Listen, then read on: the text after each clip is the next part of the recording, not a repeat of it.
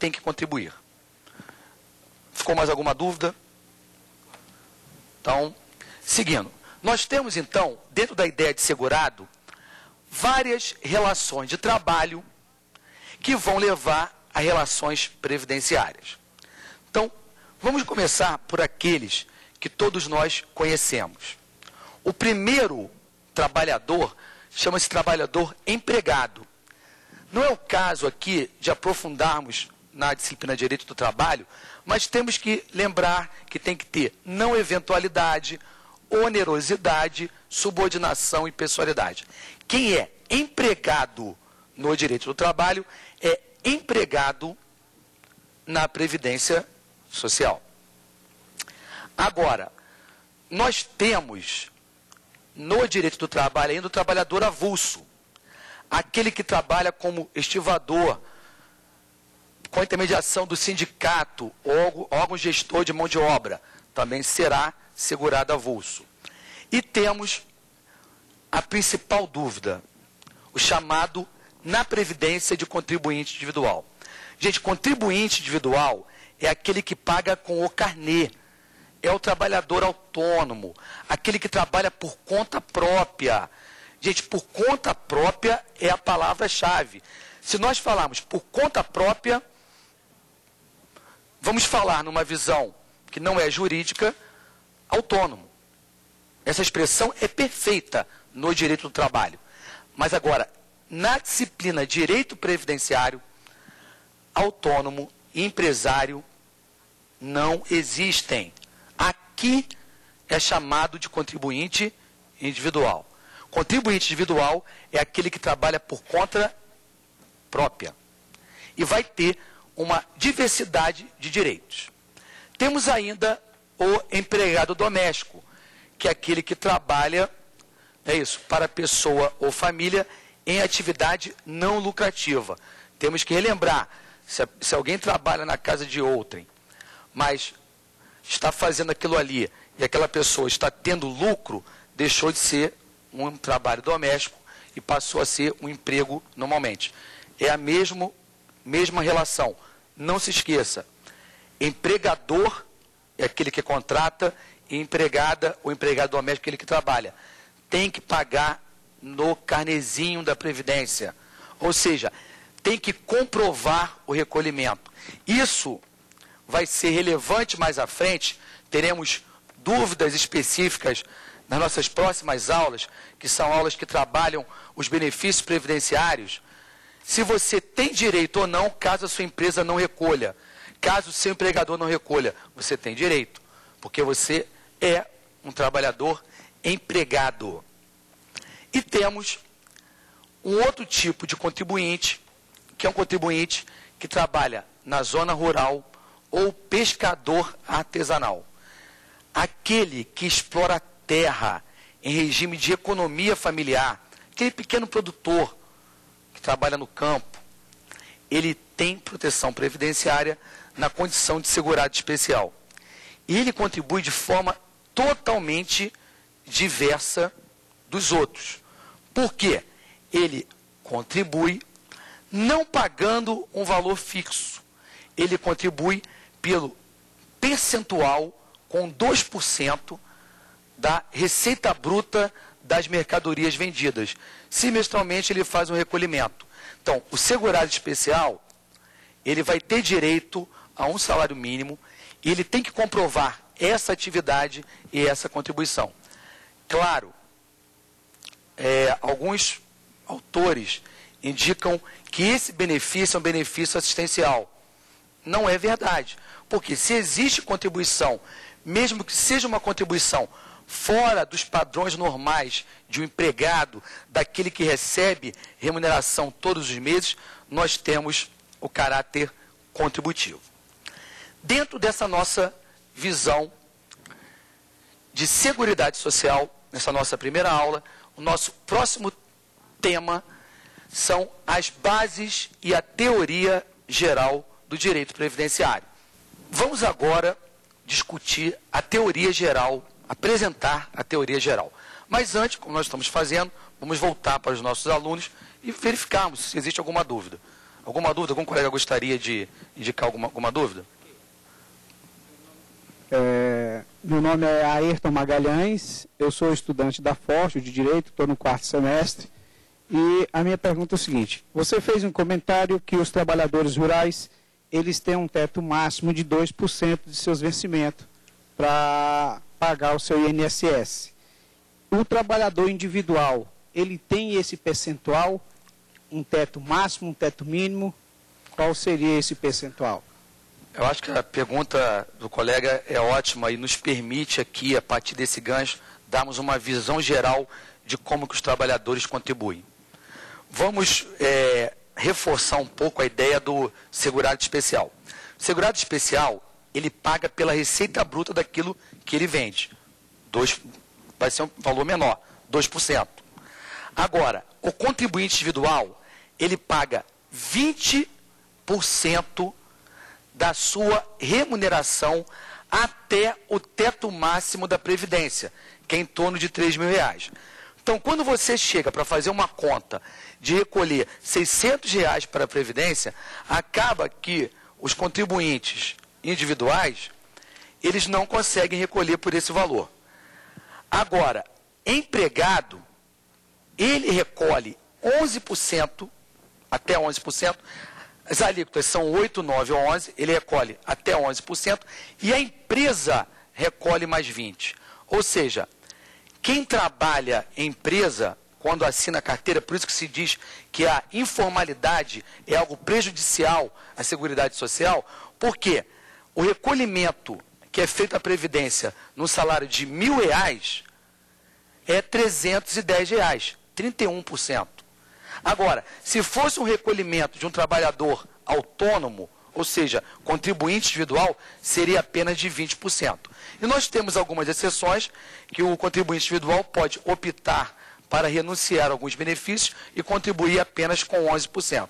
Ou seja, a sua contribuição depende da sua vinculação à Previdência. Empregado recolhe até 11%, 8, 9 ou 11%, regra geral 11%. Contribuinte individual recolhe 20% da remuneração, até o teto máximo. O valor mínimo, conforme a pergunta, será o salário mínimo. E o valor máximo, o teto máximo da Previdência Social. Por essa regra, ninguém na empresa privada receberá, em tese, mais do que em torno de R$3.000. Porque se eu contribuo por R$3.000, vou me aposentar com R$3.000. Sala da dúvida, tivemos uma visão geral desse tema aí.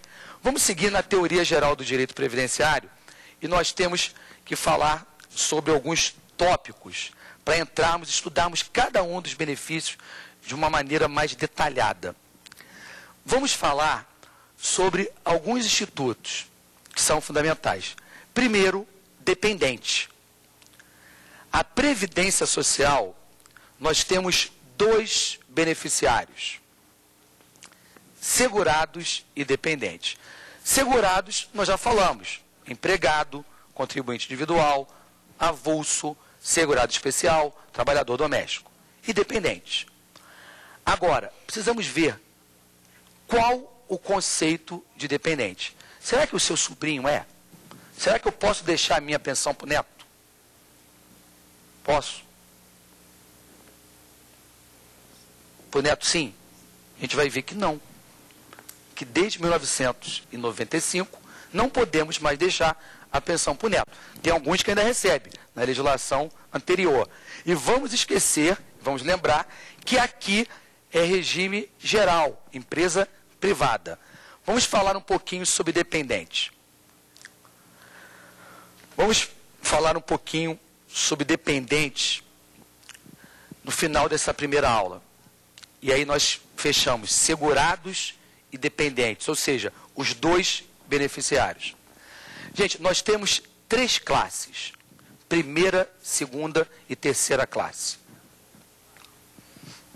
Na primeira classe estão cônjuge barra companheiro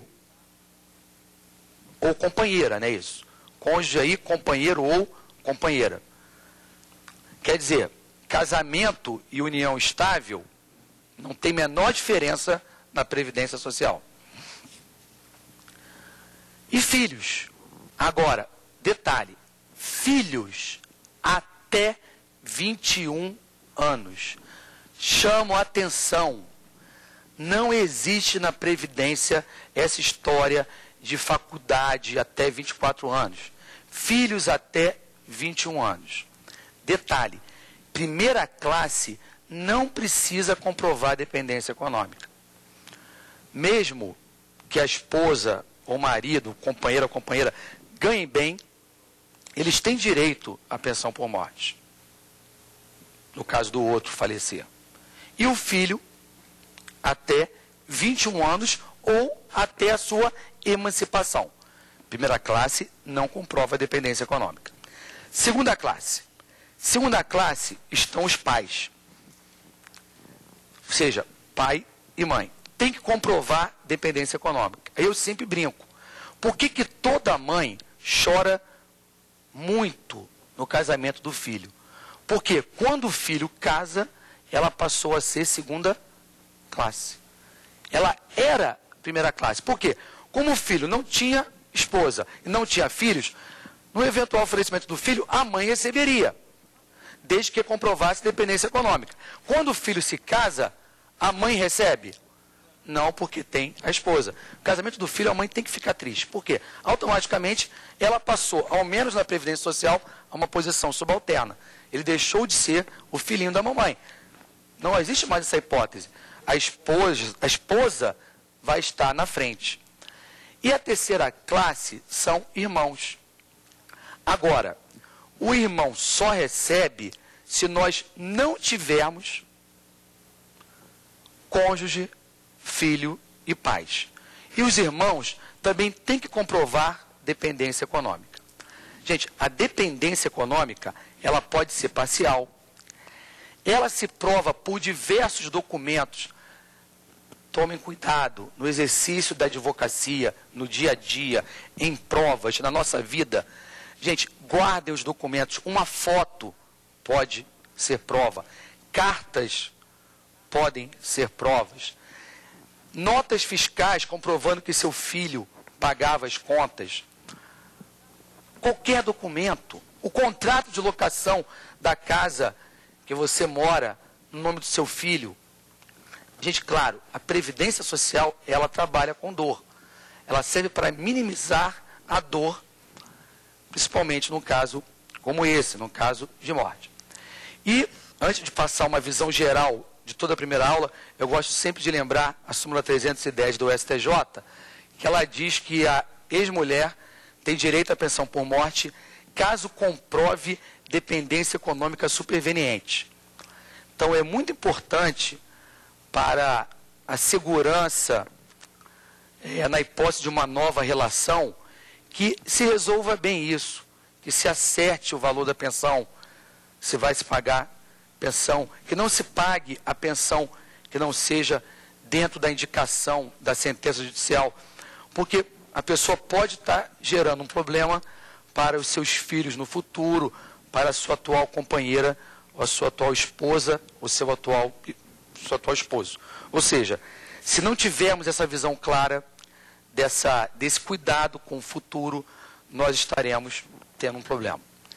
Vamos passar então uma revisão do que nós falamos nessa aula, para que nós tenhamos toda a conexão. Começamos a falar da origem histórica da Seguridade Social. Para lembrar disso, basta lembrar, melhor previdência, temos muitos filhos. Por quê? Começou em Roma com pater familiae, ou seja, quem tinha filhos tinha proteção total. Evoluímos dentro do mutualismo, evoluímos na Alemanha, criando o nosso modelo de previdência social. No Brasil, começamos na Guerra do Paraguai, com proteção aos militares. Tivemos a Lei Eloy Chaves, que é o patrono da Previdência Social. Tivemos a Seguridade Social, Previdência Social como um direito fundamental da pessoa humana. Tivemos a Constituição de 88, que criou o sistema de Seguridade Social. Seguridade Social, tecla SAP. Relembrando, nessa passada final, saúde, assistência e previdência. Tivemos uma pergunta sobre o conceito de assistência social, amparo social. Não precisa ter contribuição. Não precisa ter contribuição. E idoso, 65 anos. Qualquer deficiência que não dê condição da pessoa trabalhar e nem ter mantida a sua subsistência por sua família. Vimos também que a saúde ela é universal. Todos nós temos direito. Vimos também que a Previdência Social tem dois regimes. Um regime público e um regime privado. Regime privado facultativo e o público compulsório. Temos 3 regimes públicos. Geral, que é a nossa matéria. Quem trabalha em empresa privada, não é isso? Que, em tese, é o regime que tem os menores valores de aposentadoria.